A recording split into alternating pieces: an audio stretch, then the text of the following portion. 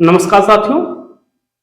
I hope आप सब अच्छे होंगे, स्वस्थ होंगे, मस्त होंगे। आज का जो सेशन है ये बहुत ही महत्वपूर्ण है यूजीसी को लेकर के।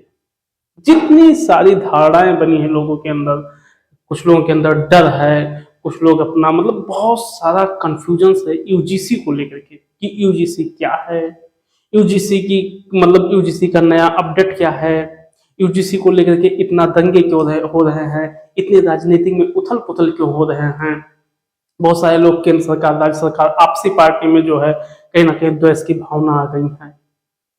इन सभी को ये सारे जो डाउट आज की इस सेशन में पूर्णतः आपके सॉल्व हो जाएंगे।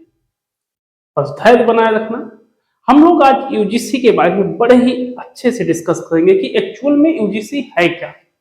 इतनी सारी जो बवाल चल रही है हमारे इंडिया में लेकर के, ठीक है, मारपीट, राजनीति के मुद्दे बन गए हैं, धार्मिक मुद्दे बन चुके हैं, जात के मुद्दे बन चुके हैं, जबकि यूजीसी तो इससे कोई खास ताल्लुकात था नहीं। पर आखिर क्या है मसला, चलिए देखते हैं बहुत ही इत्मीनान से। सबसे पहला जो क्वेश्चन आता है कि एक्चुअल में यूजीसी है क्या। सबसे जो फर्स्ट इंपॉर्टेंट बात है कि यूजीसी है क्या। अगर मैं इसकी बात करूं कि यूजीसी है क्या, तो देखो यूजीसी जो होता है ये है यूनिवर्सिटी ग्रांट कमीशन।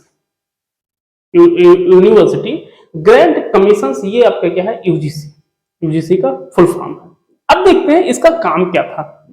जो आपका यूजीसी है ये क्या है कि भारत की उच्च शिक्षा प्रणाली बनाया गया था, और इसका जो पहला प्रयास है 1944 में किया गया था। जो इसका पहला प्रयास था ये 1944 में किया गया था सर्जेंट रिपोर्ट के अनुसार। बड़ी इत्मीनान से एक एक लाइन सुनना, इसके बाद यूजीसी से लेकर के कोई भी डाउट नहीं रहेगा, ठीक।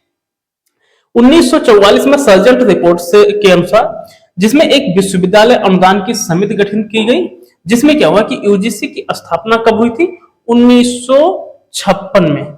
यूजीसी का जो है ये अधिनियम बनाया गया था 1956 के अंतर्गत की गई थी, और यह केंद्रीय मंत्रालय के अधीन काम करता है। जो यूजीसी है इसका जो है सार्जेंट रिपोर्ट के अनुसार 1944 में शुरुआत की गई थी। जो इसका अधिनियम जो बनाया गया था यूजीसी अधिनियम, ये 1956 में बनाया गया था। और जो यूजीसी है ये केंद्रीय सरकार के अंडर में काम करती है, समझ गए। क्योंकि यूजीसी जो है यूनिवर्सिटी ग्रांट कमीशन होता है, जिसके तहत विश्वविद्यालय को मान्यता प्राप्त करना, विश्वविद्यालय में कौन कौन सी कैसे सिलेबस होनी चाहिए, किस टाइप का शिक्षा प्रणाली होना चाहिए, ये सब काम यूजीसी का। और ये किसके अंडर में आता है, केंद्र सरकार के अंडर में। ये 1956 में जो है यूजीसी अधिनियम लागू की गई थी। अब देखते हैं थोड़ा सा और आगे बढ़ते हैं। आई होप यूजीसी आपको क्लियर हो गया होगा। थोड़ा सा आगे बढ़ते हैं कि नेक्स्ट मुद्दा क्यों बन रहा है, आखिरकार मसला क्यों है, इतना ज्यादा प्रॉब्लम्स क्यों है लोगों को। अगर मैं इस पे बात करूं कि आपका जो यूजीसी है इसकी बात करूं, आगे थोड़ा सा देखते हैं कि प्रॉब्लम क्यों हुआ, आखिर क्या ऐसा हुआ। 13 जनवरी 2026 के बाद ना भारत में यूजीसी को लेकर के महा उथल पुथल हो गया। देखो कैसे एक्चुअली हुआ क्या कि 13 जनवरी 1926 को, ठीक है, 13 जनवरी 2026 को, सॉरी 13 जनवरी 2026 को क्या हुआ कि विश्वविद्यालय अनुदान आयोग ने, यूजीसी यूनिवर्सिटी ग्रांट कमीशन ने क्या किया, एक नया अधिनियम बनाया। वो अधिनियम क्या बनाया, ध्यान से सुनना, प्रॉब्लम इसी पर हो रही है कि promotion of equity in higher education institute regulations, समता के संवर्धन से अगर मैं बात करूं तो संबंधित विनियम लागू किया गया। इसने क्या कहा, इसने जो हायर एजुकेशन है, यूनिवर्सिटी है, उस लेवल पर क्या कहा किया इन्होंने, इक्वलिटी, समानता के बारे में बात किया। जो जातिवाद को लेकर के सबसे ज्यादा भेदभाव हो रहे थे, खासतौर से हमारे इंडिया में अगर मैं बात करूं तो जातिवाद को लेकर के सबसे ज्यादा लड़ाई होते हैं। बाकी अदर कंट्री में धर्म को लेकर के होते हैं, लेकिन जो हमारा इंडिया है इसमें क्या है, जाति को लेकर के सबसे ज्यादा मुद्दे जो हैं वो कहीं ना कहीं देखे जाते हैं। इसका मुख्य उद्देश्य क्या था, तो इसका जो मुख्य उद्देश्य था, अगर मैं बात करूं इसके जो मुख्य उद्देश्य की अगर मैं डिस्कशन करूं तो ये क्या था कि संस्थानों में जात आधारित अन्य प्रकार के भेदभाव को रोकना, जो जात बेस होता है ना, उस पर कहीं ना कहीं जो कॉन्फ्लिक्ट होते हैं, लड़ाई होते हैं, उनको कहीं ना कहीं रोकने का प्रावधान किया गया है। जैसे जिसमें एससी है, एसटी है, ओबीसी है, इन सबको थोड़ी सी विशेष मान्यता दी गई है, इनको थोड़ी सी रियायत दी गई है कि इनके साथ जो पहले जो है बहुत अन्याय होता था कह सकते हैं, तो उसको देखते हुए इन्होंने क्या किया है कि इस ढांचे को क्या किया है, तैयार किया है। और ये जो सुधार हुआ है, ये यूजीसी ने ये एक नया सुधार किया है जाति के भेदभाव को मिटाने के लिए। तो आपका promotion of equity in higher education institute regulations act, ये जो एक्ट बना है, नया अधिनियम बना है, वो कहीं ना कहीं समानता को प्रमोट करने के लिए बनाया गया है। ठीक, आगे देखो, अभी एक्चुअल में आगे हम लोग अगर बात करें तो विश्वविद्यालय अनुदान आयोग यूजीसी के द्वारा 2026 में लागू किया गया कानून, सबसे बड़ा प्रॉब्लम यहीं से हो गया था। हुआ क्या कि इसने देखो, इसका जो नियमावली बनाया गया, ये क्या है, उच्च शिक्षा व्यवस्था में समानता, समावेशन, ये वर्ड याद रखना आप लोग, जितने भी एग्जाम देने वाले बच्चे हैं ये याद रखना, करंट अफेयर्स में पूछा जाएगा।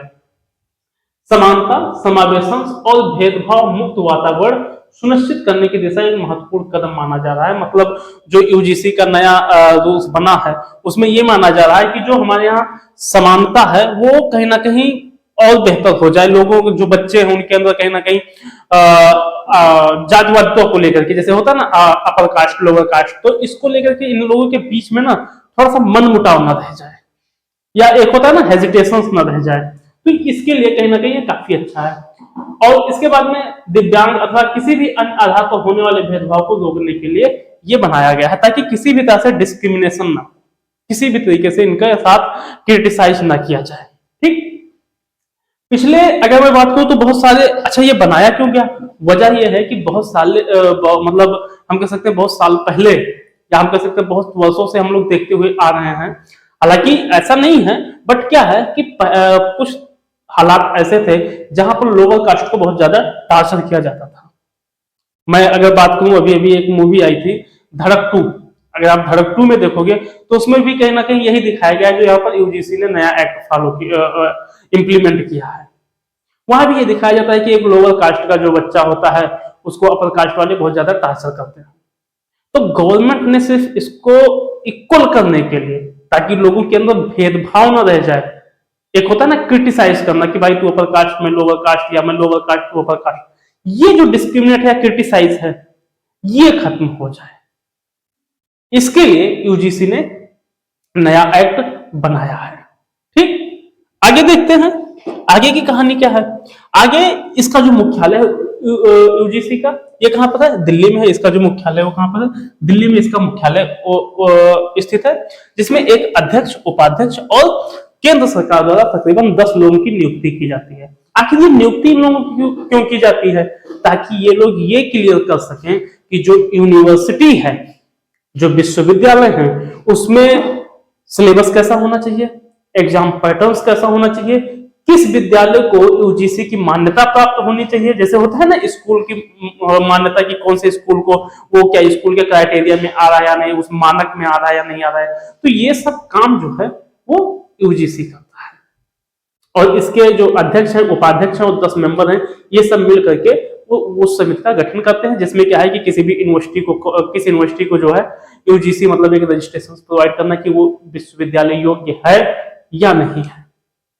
उस विश्वविद्यालय में जो डिग्री है वो उस कैसे दिया जाएगा, किस ग्रेड का होगा, उसके बाद में फिर वो कोई भी विद्यालय, उसमें सिलेबस कैसे होंगे, उसके एग्जाम पैटर्न्स कैसे होंगे, उसमें कौन कौन से कोर्स होंगे, उसमें शोध संस्थाएं कौन कौन से सब्जेक्ट की होंगी, ये सब का काम यूजीसी के मेंबर्स करते हैं, जिसमें अध्यक्ष, उपाध्यक्ष और कुछ मेंबर्स जो होते हैं उनका ये काम होता है यूजीसी का, जो दिल्ली में स्थित है।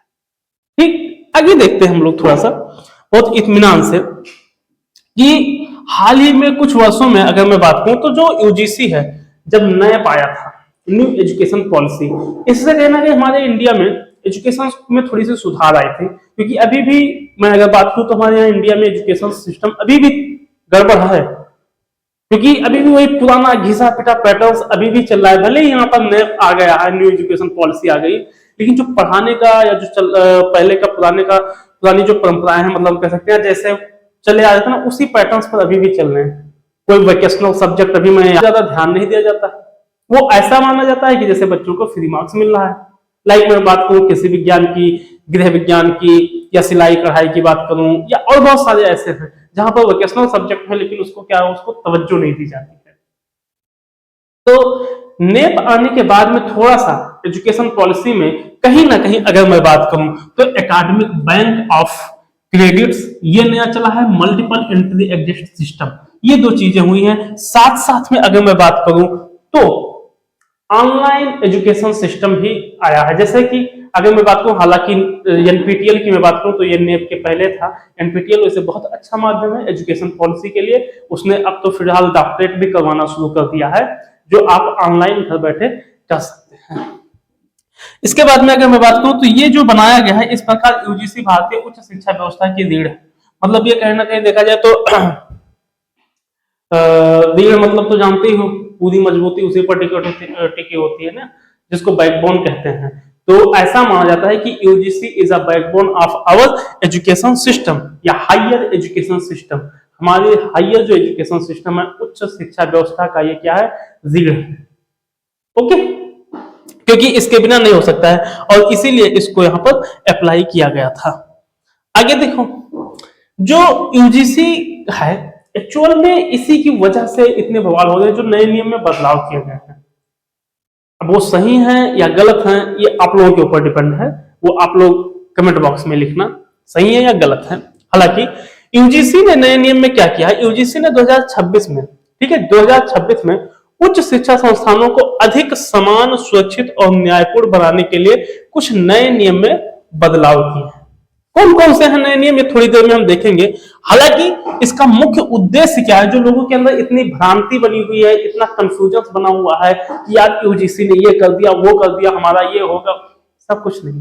देखो उद्देश्य क्या था, उद्देश्य इसका यह था कि विश्वविद्यालय में भेदभाव को रोकने और सभी छात्रों को समान अवसर देना यूजीसी के नए नियम और बदलाव के निम्नलिखित संदर्भ में समझा जा सकता है। मतलब इसने क्या किया था, इसने क्या था कि जो हमारे यूनिवर्सिटी के बच्चे हैं इन सबको समान अधिकार मिले, सबको समान अधिकार मिले, ये इसका मोटिव था, उद्देश्य था।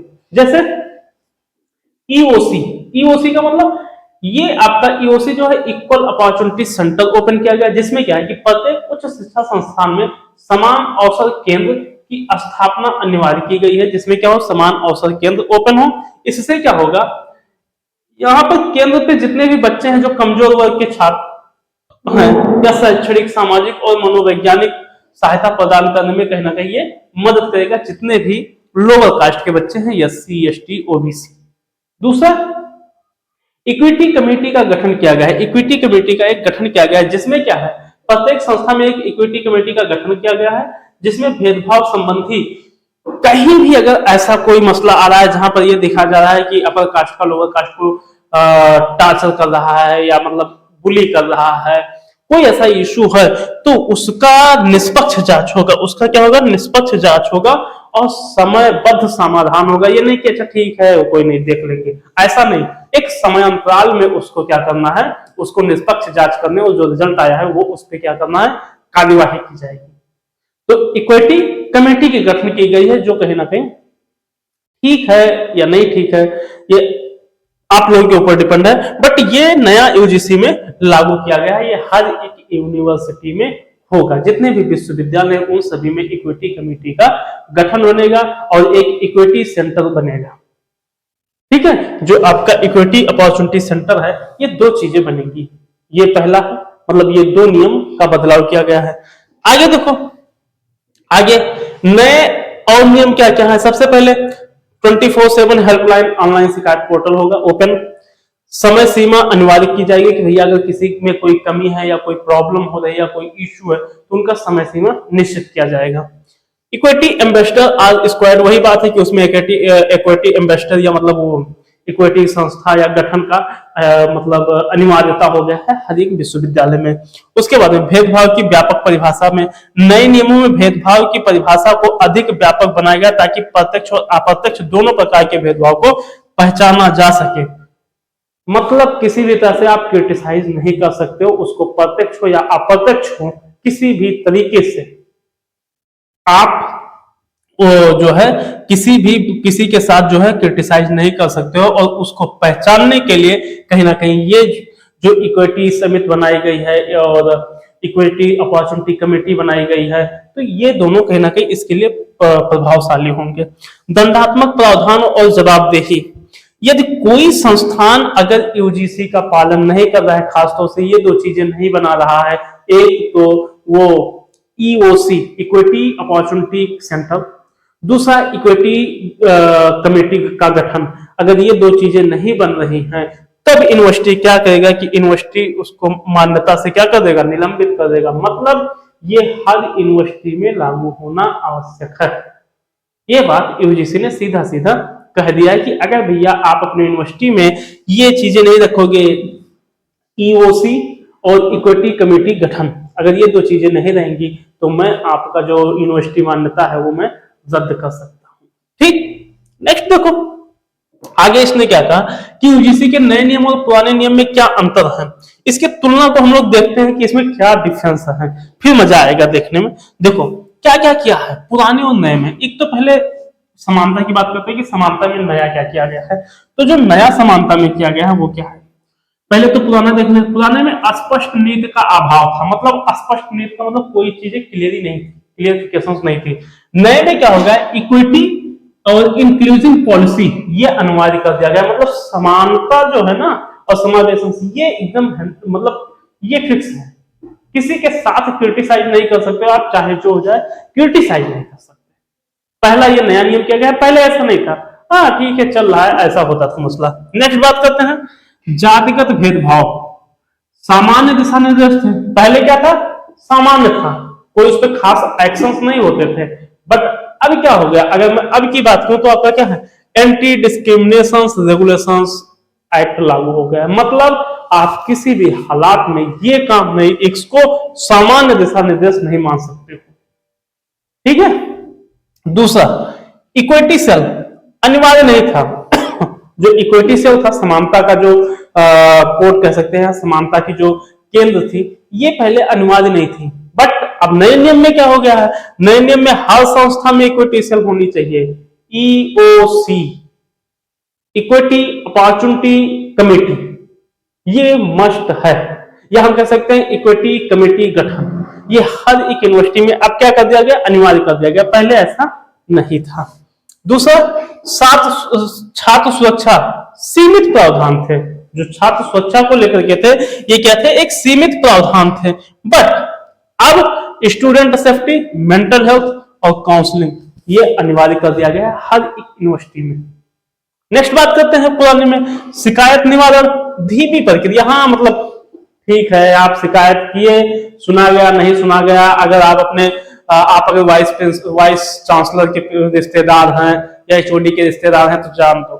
तो पहले ऐसे मसले थे, पहले जातिगत या आप कह सकते हैं ऐसा होता था, हालांकि अभी भी हो रहा है, बट अब नहीं हो सकता, क्योंकि अब उसने क्या कहा है, टाइम बाउंड ग्रीवेंस और रिडर्सल सिस्टम, मतलब भैया समय से एक समयबद्ध तरीके से उसका जो भी निष्पक्ष जांच होगा, जो रिजल्ट आएगा वो कार्यवाही की जाएगी।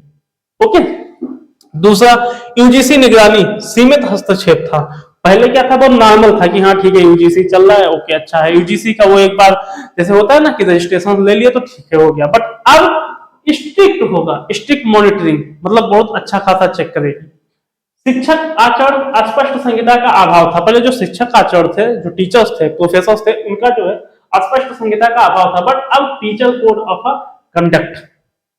नेक्स्ट प्रवेश प्रक्रिया संस्था आधारित करती थी, जो प्रवेश प्रक्रिया था वो संस्था आधारित करती थी, बट अब ट्रांसपेरेंट मेरिट बेस्ड एडमिशन होता है, अब क्या ट्रांसपेरेंट हो गया। दूसरा चीज अब तो मोस्टली जो है वो सीयूटी बेस पर चल रहे हैं, मतलब एनटीए करवा रहा है, नेशनल टेस्ट एजेंसी करवा रहा है, तो मोस्टली वैसे भी ट्रांसपेरेंट हो चुके हैं। क्योंकि पहले क्या होता था ना, पहले जैसे बड़े बड़े जो यूनिवर्सिटी है उसमें कुछ वाइस चांसलर या कुछ अपने रिश्तेदार के सीट पे लोग एडमिशन करवा लेते थे, लेकिन अब ये क्या हो चुका है, एकदम ट्रांसपेरेंट हो गया है। नेक्स्ट आरक्षण नीति आंशिक अनुपालन था, एक आंशिक अनुपालन था, बट अब रिजर्वेशन पॉलिसी स्ट्रिक्ट इम्प्लीमेंटेशन। अब क्या हो गया है, ये रिजर्वेशन पॉलिसी जो है वो एकदम स्ट्रिक्ट हो चुका है कि भैया जो उस योग्य है, जिसको रिजर्वेशन मिलना चाहिए उसको दिया जाए। पहले क्या था, पहले ऐसा नहीं था, जैसे स्कॉलरशिप वगैरह की बात करूं तो मतलब आता था, किसी किसी का आता था, किसी किसी का नहीं आता था, बट अब ये क्या हो गया, ये स्ट्रिक्ट हो गया है। अनुशासनात्मक कार्यवाही अस्पष्ट होता, मतलब अस्पष्ट दंड होते थे, कभी किसी को दिया जाता था, कभी किसी को नहीं, बट अब strict penalty and action provision, मतलब अब ना अगर कहीं कतई गलती की तो बहुत अच्छा कूटे जाओगे। नेक्स्ट देखो, समावेशी शिक्षा, सीमित प्रयास। जो समावेशी शिक्षा होता था वो क्या होता था, सीमित होता था। Inclusive education for SC ST OBC monitoring दिव्यांग, मतलब इन सब के लिए मतलब एक समावेशन किया गया है, जिसमें क्या है कि जो सीमित प्रयास था उसको बढ़ाया गया है। जैसे पहले क्या होता था, पहले क्रिटिसाइज होता था, जैसे अम्बेडकर साहब की अगर मैं बात करूं तो आप लोग उनकी कहानी तो पढ़ी और कितना डिस्क्रिमिनेट किया जाता, कितना क्रिटिसाइज किया जाता था, एक रूम से अदर रूम, मतलब उनको बाहर बैठाया जाता था। तो फिलहाल उन्हीं सबको मतलब ऐसे कुछ देखते हुए ये बनाया गया। नेक्स्ट, डेटा रिपोर्टिंग अनिवार्य नहीं था। पहले जो डेटा रिपोर्टिंग होता था यूनिवर्सिटी को, कोई खास अनिवार्यता नहीं होती थी, बट अब क्या है, अब एनुअल रिपोर्टिंग होनी चाहिए, हर साल की रिपोर्टिंग। क्योंकि पहले प्रोफेसर आते थे, पढ़ाते थे, चले गए, क्या पढ़ाए क्या नहीं पता नहीं, अब ये सब रिपोर्टिंग होगा।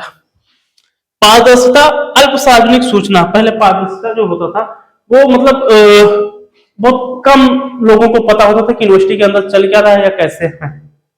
अब कुछ भी हो भैया, पब्लिक आए, पब्लिकली हो, एकदम ट्रांसपेरेंटली। किसी मतलब कोई भी बच्चा का अगर लड़ाई हो या कैसा भी हो, जैसे छात्र संघ चुनाव वगैरह हो, पब्लिकली, सब कुछ पब्लिकली होना चाहिए। पहले कि जैसा नहीं होना चाहिए, सब कुछ ट्रांसपेरेंट होना चाहिए, कि ताकि जनता को भी तो पता चले कि यूनिवर्सिटी में हमारा बच्चा पढ़ रहा है तो चल क्या रहा है उसमें। ओके, तो ये सारे जो है नए नियम बनाए गए। ये नए नियम है आपके, ये पुराने नियम थे, और ये थे क्षेत्र कि कौन कौन से क्षेत्र में जो है, ये पूरा क्षेत्र था आपका, और ये आपके जो है ये पुराने नियम थे, और ये पूरे के पूरा आपका क्या था, नया नियम था। बड़े इत्मीनान से इसको पढ़ना एक बार, जो यूजीसी के डाउट हैं वो क्लियर हो जाएंगे। नेक्स्ट देखते हैं, आपको नेक्स्ट क्या दिया गया है, यूजीसी के नए नियम से संबंधित विवाद। आखिर विवाद क्यों हुआ है इतना भाई, जब नियम है अच्छा बनाया गया या जो भी है जैसा भी बनाया गया, अगर वो ठीक ठाक है तो विवाद इतना क्यों हो रहा है। एक्चुअली जानते हो मसला क्या है, सबसे बड़ा जो विवाद है, विश्वविद्यालय अनुदान आयोग ने जो promotions of equity higher educational regulations 2026 जो बनाया है, ये प्रॉब्लम जानते हो क्या हो गया। प्रॉब्लम ये हो गया है कि ये शिक्षा संस्थान, जो शैक्षणिक संस्थान है, ये ना रह करके, सबसे बड़ी प्रॉब्लम यही है कि ये शिक्षा संस्थान में ना रह करके ये राजनीतिक मुद्दा बन गई। ये आपका राजनीतिक मुद्दा बन गया है, राजनीतिक विवाद का विषय बन गया है, और इसी को लेकर के राजनीतिक मुद्दा बना। और जानते हो अगर राजनीतिक मुद्दा बना है तब क्या होगा, सबसे प्रमुख विवाद भेदभाव की व्यापक और अस्पष्ट परिभाषा को लेकर के है, सबसे बड़ी प्रॉब्लम है। आप सोच रहे हैं कि हमारे लिए नुकसान हो गया, लोग सोचते हैं हमारे लिए फायदा हो गया है, जबकि ये थोड़ी सी लोगों के अंदर भ्रांति बनी हुई है। क्योंकि यूजीसी या जो भी हमारी सेंट्रल गवर्नमेंट ने जो भी कदम उठाया है वो बहुत सोच समझ के उठाया होगा। हाँ, ये बात है कि कोई भी पॉलिसी जब आती है तो उसमें कुछ सही होते हैं, कुछ गलत होते हैं। हालांकि ये आप लोग डिसाइड करिएगा पूरी वीडियो देखने के बाद में, ठीक है। अब देखो, तो पहला मसला ये आ गया कि ये पहले क्या था कि ये प्रशासनिक या शैक्षणिक में ना रह करके ये राजनीतिक में आ गया, और राजनीतिक में आ गया तो वही सबसे बड़ा विवाद का मसला बन गया। और इसमें विवाद को लेकर के एक और बात हो गया कि भेदभाव हो गया लोगों के अंदर, मतलब एक अलग टाइप की र्यूमर्स बन गई। जैसे 1857 रिवोल्ट था ना, उसमें भी लोगों के अंदर एक अलग टाइप का र्यूमर्स था या रियलिटी था, पता नहीं, कि जो कारतूस होते थे उसमें लेदर्स होते थे, मीट्स होते थे, ऐसा माना जा रहा है।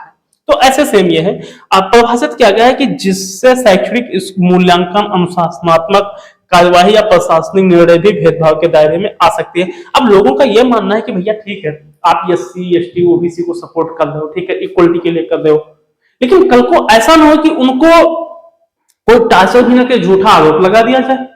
ये भी थोड़ा सा डर का विषय है, क्योंकि ऐसा भी हो सकता है, ठीक है। तो लोगों को ऐसा लग रहा है कि शायद ऐसा भी हो सकता है, इसकी वजह से भी लोगों को कहीं ना कहीं थोड़ी सी जो है विवाद हो रहे हैं, राजनीतिक जो मुद्दे हैं ये भी कहीं ना कहीं उठ रहे हैं, कि ऐसा ना हो कि भाई झूठा आरोप लगा दे। जैसे कि अभी देखो, मैं अगर गर्ल्स की बात करूं तो कुछ राइट्स का जो है दुरुपयोग किया जाता है, इनको राइट्स मिल गया है तो उसका दुरुपयोग हो रहा है, बेचारे जो मतलब मेल कास्ट है वो वैसे डरते हैं। तो कहीं ऐसा ना हो, ये जो डर है इसको लेकर के सबसे बड़ी प्रॉब्लम है लोगों के अंदर, कि ऐसा ना हो कि झूठे आरोप में फंसा दिया जाए। और ये भी बात हो भी सकता है। ठीक, तो ये थोड़ी सी डर है।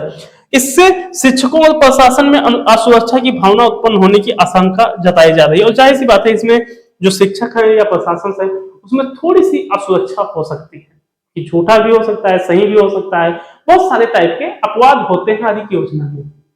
इसके बाद में नेक्स्ट देखो, दूसरा बड़ा विवाद फर्जी या दुर्भावनापूर्ण शिकायतों से जुड़ा है। नियमों में झूठी शिकायतों, वो वही बात मैंने कहा ना कि जो नियम है उसमें कहीं ना कहीं देखा जाए तो झूठी शिकायत किया जा सकता है या इसका दुरुपयोग किया जा सकता है। जैसे वुमेन्स राइट बनाएगा तो वुमेन्स राइट्स में बहुत सारी वुमेन्स जो है वो उसका दुरुपयोग कर रही है, ना कि उसका यूटिलाइज जो है उसका अच्छा खासा यूटिलाइज करना, क्योंकि वुमेन्स राइट बहुत अच्छा बनाया गया है, लेकिन उसका उपयोग कीजिए। एक्चुअल में प्रॉब्लम ये होता है कि कोई भी योजना बनाई जाती है तो जिसको उसकी चाहत है, जिसको उसकी डिमांड है, जो पाने के लिए तरस है, उसके पास वो पहुंच नहीं पाता है, और जिसको नहीं चाहिए उसको वो मिल जाता है। तो प्रॉब्लम ये हो गई है। बाकी आप लोग इंस्टाग्राम देख रहे हो, तो हम बात करते हैं कि इसमें जो है दूसरा बड़ा विवाद या फर्जी दुर्भाग्य है, कहीं ना कहीं झूठा केस भी आ सकता है। ठीक, नेक्स्ट देखते हैं। इसमें यूजीसी के नए नियम से संबंधित राजनीतिक विवाद ये हम लोग पढ़ चुके हैं। हालांकि इसमें वही बात कहा गया है जो भी पिछले में था। इस नियमावली को लेकर के राजनीतिक दलों के बीच में भी मतभेद उभर के आए हैं। जो राजनीतिक दल है ना, वो मैंने अभी आपको बताया था ना कि आपसी में ही लड़ाई हो गया। जो गवर्नमेंट है, जैसे बीजेपी को ले लो या हम कह सकते हैं कांग्रेस ले लो, बहुत सारी पार्टियां हैं इंडिया में, हमारे मल्टीपल पार्टियां हैं, तो पार्टी के अंदर आपस में ही लड़ाई हो गए हैं। बहुत सारी जगहों पर लोग दंगे कर रहे हैं, और वजह क्या है? वजह सिर्फ ये है कि पहचान आधारित राजनीतिक, ऐसा लोगों का मानना है, आलोचक का आरोप है कि इसमें क्या होगा, इसमें आइडेंटिफाई, अगर अपर कास्ट का बच्चा है तो उसको ज्यादा टार्चर किया जाएगा, लोअर कास्ट को वरीयता दी जाएगी। हालांकि ये भी बात सही है कि ये भी कहीं ना कहीं एक तरफ से देखा जाए तो भेदभाव खत्म नहीं करने का, भेदभाव बढ़ाने का एक प्रोसीजर भी है। अगर एक प्रोस्पेक्टिव से देखा जाए, नजरिए से, तो ये भी तो बात है कि अगर अपर कास्ट का बच्चा है तो हो सकता है शायद उसको टार्चर भी किया जा सकता है, या हो सकता है कि अगर लोअर कास्ट का बच्चा है तो उसको भी टार्चर किया जा सकता हो। दोनों चीजें हो सकती हैं। ठीक, तो इसका भी कहीं ना कहीं डर है। वही समर्थकों का तर्क है कि यदि राजनीतिक के डर से समानता के उपाय ना किए जाए तो सामाजिक अन्याय को भी कभी समाप्त नहीं किया जाएगा। और जो राजनीतिक है, लोगों के वैचारिक संघर्ष है, वो ये कह रहे हैं कि अगर ये नहीं करोगे तो शायद हो सकता है कि कभी भी जो सामाजिक अन्याय है वो आप खत्म नहीं कर पाओगे। ऐसा भी लोगों का मानना है कि अगर ये आप इक्वलिटी दे रहे हो ठीक है, लेकिन अगर इस तरीके से दोगे तो शायद जो है समाज में जो अन्याय है वो कभी खत्म नहीं कर सकते। हालांकि केंद्र सरकार ने इसको समाज या विश्वविद्यालय में जो हो रहे अन्याय के अगेंस्ट ही किया है, ताकि सब में समानता हो। बट राजनीतिक मुद्दे में राजनीतिक के लोग आरोप लगा रहे हैं कि अगर आप ऐसा करोगे, जातिवादिता के साथ भेदभाव करोगे, तो शायद हो सकता है कि इससे अन्याय बढ़े, हिंसा बढ़े, अपराध बढ़े, ना कि घटे। ऐसा बात किया जा रहा है। आगे देखते हैं इसमें जो यूजीसी के नए नियम के परिणाम है वो क्या आ सकते हैं। यूजीसी के नए नियमों के लागू होने पर भारतीय उच्च शिक्षा प्रणाली में स्पष्ट बदलाव आए हैं। इन परिणामों से केवल शैक्षणिक गुणवत्ता बेहतर होगी, बल्कि छात्रों की सुरक्षा, समान अवसर, न्याय, पारदर्शिता भी सुनिश्चित होगी। और नए नियम समावेशी शिक्षा, जवाबदेही, भेदभाव विरोधी उपाय और डेटा आधारित प्रशासन मजबूत लागू करते हैं, जिससे संस्थानों में सुधार और विश्वास, बेहतर अकादमिक माहौल बनता है। मतलब ये कह रहे हैं सीधा सीधा कि भैया अब जो है नए नियम के बाद में जो उच्च शिक्षा प्रणाली, हाँ ये चीजें सही की गई हैं। पहले यूनिवर्सिटी में क्या होता था, यूनिवर्सिटी में बहुत इशू होते थे, ये बात तो सत्य है। बट क्या है कि अब इसको आने के बाद में थोड़ी सी शैक्षिक संस्था जो है, हालांकि यूजीसी बदलना बहुत आवश्यक था, क्योंकि शैक्षिक को लेकर के अगर मैं एजुकेशन सिस्टम की बात करूं यूजीसी की, तो बहुत ही अच्छे नहीं थे, लेकिन उससे कहीं ना कहीं फायदा होगा। और सबसे बड़ी बात है कि इसमें जो डेटा आधारित है ये सबसे बेस्ट हो गया है यूजीसी के लिए। इससे कहीं ना कहीं बच्चों के फ्यूचर से बहुत अच्छे होंगे। बाकी छात्रों की पारदर्शिता होगी, न्याय होगा, समान अवसर भी प्राप्त किए जाएंगे। इसके बाद में अगर मैं बात करूं तो इसमें क्या क्या किया गया है ये जान लो। अगर छात्र सुरक्षा में वृद्धि, इसमें क्या है, क्या क्या किया गया है, मानसिक स्वास्थ्य, यौन उत्पीड़न और भेदभाव के खिलाफ सख्त नीतियां छात्रों को सुरक्षित माहौल देगी। पहला ये बनाया गया है छात्र सुरक्षा वृद्धि में। दूसरा क्या बनाया गया है, दूसरा ध्यान से देखो, दूसरा आपका बनाया गया समान अवसर और समावेशन। समान अवसर और समावेशन में एससी, एसटी, ओबीसी महिलाएं और दिव्यांग छात्रों के लिए समावेशी नीतियों और शिक्षा तक समान पहुंच सुनिश्चित होगी। इसी को लेकर के लड़ाई चल रहा है, ठीक है। इसी को लेकर के मसले चल रहे हैं कि एससी, एसटी, ओबीसी और जो महिलाएं हैं इनको कहीं ना कहीं देखा जाए तो शिक्षा तक समान पहुंच सुनिश्चित होगी। ये प्रॉब्लम्स मतलब ये कहीं ना कहीं देखा जाए तो समान अवसर समावेशन में ऐड होगा। दूसरा, पारदर्शिता और जवाबदेही, संस्थाओं में निर्णय निर्माण, रिपोर्टिंग और प्रशासनिक प्रक्रिया में सार्वजनिक जवाबदेही है। मतलब ये बहुत अच्छा किया गया है, जो ये बनाया गया बहुत ही उम्दा चीज है। भेदभाव रोधी तंत्र मजबूत करना, ठीक है। अब इसमें क्या है कि इक्विटी सेल जो आपका हम बात कर सकते हैं ईओसी, ये बनाया गया है। ये निवारण तंत्र माध्यम से भेदभाव रोकना आसान हो जाएगा थोड़ा सा।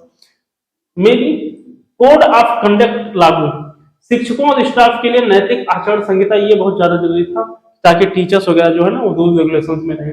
डेटा आधारित नीति का निर्माण, वार्षिक रिपोर्टिंग और निगरानी के कारण नीतियां डेटा आधारित, मापनीय और परिणाम उन्मुख होती हैं। ये वार्षिक रिपोर्टिंग जो है ये बहुत ज्यादा जरूरी था और अच्छा किया गया है। विश्वविद्यालयों की गुणवत्ता में सुधार, हाँ ये भी किया गया है। नियमन, मॉनिटरिंग और शिक्षा से गुणवत्ता, शोध पाठ्यक्रम और बहुत सारे मतलब पाठ्यक्रम में भी बदलाव किया गया है क्योंकि वही पुराना घिसा पिटा पाठ्यक्रम चल रहा था। गांव, छोटे शहरों की शिक्षा तक विस्तार, नियमों के कारण संसाधन उपलब्ध कराना और समावेशन नीतियों छोटे केंद्रों तक भी पहुंचती है। जैसे पहले छोटे छोटे जो कॉलेज होते थे या हम कह सकते हैं स्टेट लेवल के यूनिवर्सिटी होते थे, तो उन सब पे हम कह सकते हैं कि इतनी ज्यादा पॉलिसी नहीं प्रोवाइड की जाती थी, इतने सारे जो हैं जो संसाधन होते थे वो उपलब्ध नहीं कराए जाते थे, लेकिन अब वो सब कुछ कराए जाएंगे। वैसे ये अच्छा काम किया है। अब हम लोग देखते हैं कि यूजीसी के नए नियम के प्रभाव क्या है। देखो, पहला प्रभाव जो छात्रों के पर पड़ा है, छात्रों पर क्या पड़ा है, छात्रों को भेदभाव मुक्त बनाया गया है। छात्र जितने भी छात्र हैं इनको एकदम भेदभाव मुक्त बनाया गया है, सुरक्षित बनाया गया है। और ये बहुत ही अच्छा काम किया गया है जो गवर्नमेंट है ना, ये कहीं ना कहीं बहुत अच्छा काम किया है। एक्चुअल में होता क्या था, पहले जो एससी, एसटी या ओबीसी या लोअर कास्ट के जो बच्चे होते थे इनको हेजिटेशन फील होती थी, थोड़ा सा मतलब एक शर्मिंदगी कह लो, या ऐसा होता था कि वो ओपन होकर के नहीं जी पाते थे स्कूल में, मतलब सॉरी यूनिवर्सिटी में ओपनली नहीं जी पाते थे। और जो बच्चा यूनिवर्सिटी में नहीं ओपन हो पाया शायद वो कहीं नहीं हो पाएगा। और ये पहले होने में थोड़ी सी तकल्लुफ होती थी, हालांकि इस अधिनियम को आने के बाद में शायद कुछ सही हो जाए, क्योंकि पहले क्या होता था लोअर कास्ट को लेकर के उनका बुली करना, मतलब जिसको नाम कहते हैं ना खिंचाई करना या तौहीन करना, जिससे क्या होता था वो शर्मिंदगी फील करते थे, क्रॉस क्वेश्चन नहीं करते थे, चुपचाप कानून में बैठे रहते थे। लेकिन शायद ये नया अधिनियम आने के बाद शायद हो सकता है कुछ बदलाव आ जाए हमारी यूजीसी में। तो इसमें जो है सबसे पहला जो प्रभाव है वो स्टूडेंट पर जो भेदभाव का मसला है वो खत्म किया जा रहा है। जो असुरक्षित फील कर रहे थे खासतौर से दिव्यांग या महिलाएं या लोअर कास्ट के, उनके लिए भी कहीं ना कहीं सुरक्षा बना दिया गया है। दूसरा, उच्च शिक्षा संस्थान में पारदर्शिता ला दी गई है और इक्विटी सेल बना दिया गया है, इक्विटी कंडक्ट कर दिया गया है, ईओसी कंडक्ट कर दिया गया है, ताकि कोई भी मसला हो, यूनिवर्सिटी में कोई भी लड़ाई हो, उसका निवारण जल्द हो। तो ये सब प्रभाव इसके पड़े हैं। नेक्स्ट अगर प्रभाव की मैं बात करूं तो शिक्षकों और स्टाफ पर प्रभाव पड़ा है। टीचर्स कोड ऑफ कंडक्ट लागू होने पर पेशेवर नैतिकता उत्तरदायित्व बढ़ा है, शिक्षक छात्र संबंध अधिक सम्मानजनक और पेशेवर बने हैं। ठीक है, नेक्स्ट बात करते हैं कि सामाजिक और शैक्षिक प्रभाव। सामाजिक और शैक्षिक प्रभाव में कहीं ना कहीं देखा जाए तो इसमें उच्च शिक्षा में सामाजिक न्याय और समावेशी शिक्षा को बढ़ावा मिला है। जातिगत भेदभाव और संस्था उपेक्षा जैसे मुद्दे शून्य सहनशीलता का संदेश गया है। मतलब अब भैया जातिवाद को लेकर के कोई मसला नहीं होगा। भारत की उच्च शिक्षा प्रणाली की राष्ट्रीय अंतरराष्ट्रीय छवि में सुधार हुआ है। जो नेशनल और इंटरनेशनल सुधार हुआ है कहीं ना कहीं एजुकेशन सिस्टम को लेकर के भारत के, वो काफी उम्दा है। ठीक, आई होप आप लोगों को यूजीसी से लेकर के अब कोई डाउट नहीं होगा। अगर कोई डाउट हो तो आप कमेंट बॉक्स में बड़े आराम से पूछ सकते हो। अनडाउटेबली सबको समान अधिकार है। और अपना राय जरूर देना कि यूजीसी आपके लिए सही है या गलत है। ये निर्णय या ये जो आप अपना विचार इस वीडियो को देखने के बाद में आप लोग कमेंट बॉक्स में जरूर लिखिएगा। मेरे को थोड़ा सा अच्छा लगेगा पढ़ करके, ऐसा लगेगा। ओके, तो मिलते हैं अगले वीडियो में, तब तक के लिए धन्यवाद।